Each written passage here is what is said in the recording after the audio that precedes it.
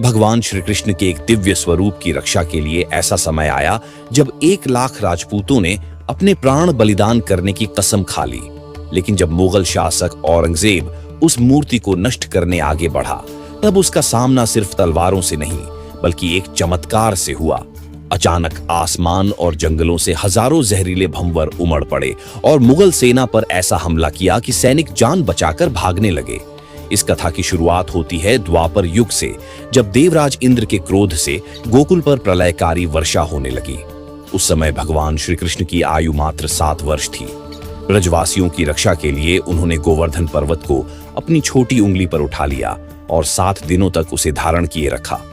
अंततः इंद्रदेव का अहंकार टूट गया और उन्होंने बालकृष्ण से क्षमा मांगी।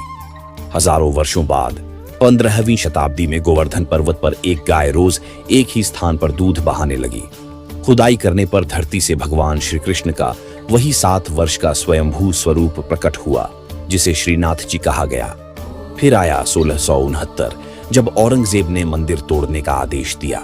मंदिर के सेवायत गोस्वामी दामोदर दास जी भगवान की मूर्ति को बैलगाड़ी में छिपाकर वृंदावन से निकल पड़े।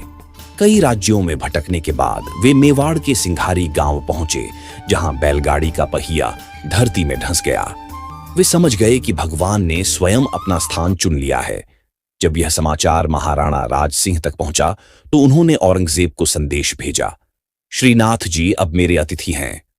औरंगजेब ने सेना भेजी, लेकिन युद्ध से पहले ही लाखों भंवरों के हमले से मुगल सेना टूट गई और उसे पीछे हटना पड़ा। उसी स्थान पर बाद में भव्य मंदिर बना, जिसे आज पूरी दुनिया नाथ द्वारा के नाम से जानती है।